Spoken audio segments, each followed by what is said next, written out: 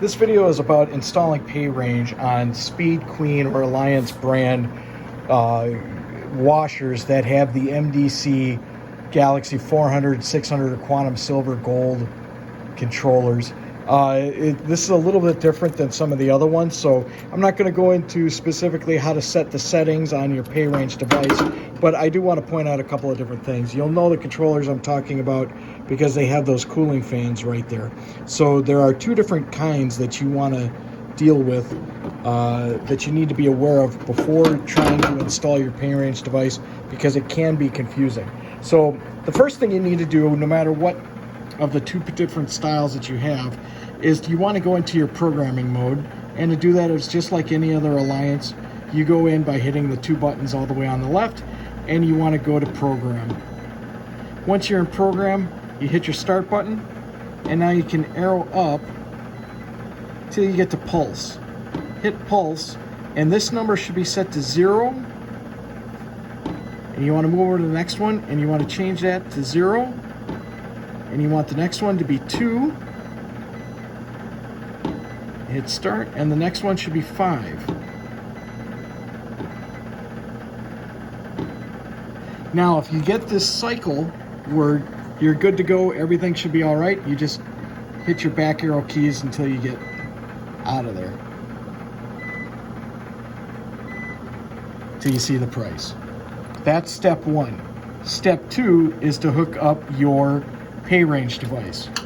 So your PayRange device goes on a special harness that you get, and I'm not going to go through the settings on your blue key, because that you can get from the instructions, but you have to hook up power, and there are two different types of boards where power comes in, and so depending on which board you have, that will determine which power setting you need to do. So for example, in this particular one, this is the laundry harness C1 for Alliance, and this is normally the end that you would have for power.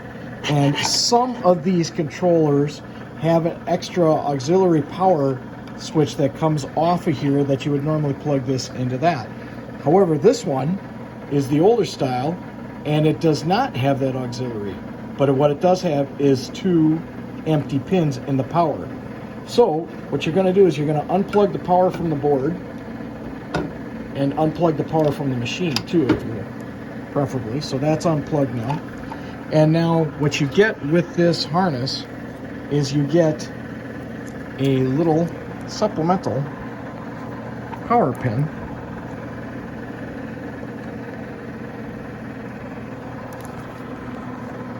Sorry about my clumsy fingers.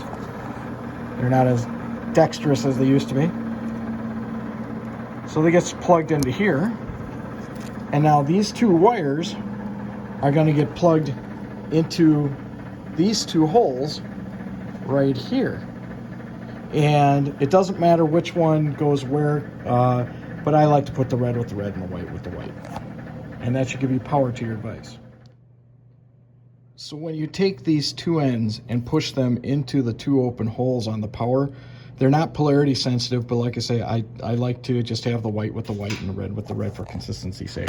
You got to really push them in all the way, and the way that they send over the connector, they're crimped on one end, so there's only one way that they go in, and sometimes you have to use a little screwdriver or something to just really push the end of those wires all the way down to make sure that it gets seated nice and snug. And it can be a little bit of a press. Then, if that's good, plug it in, and you should have power to your PayRange device. Now I'll just program as normal. So let's go over to the second type of board that you're going to see, very similar to this. Now the second type of board, very similar, same thing, except for this one, on the power connection, it's actually got 4 wires coming off of it, and you've already got this spare auxiliary power coming off of here. So therefore, when you hook up this PayRange on this board, you don't need those 2 extra wires that come off of this. This can simply plug into here And now you should have a fully lit PayRange device. And now just program as normal.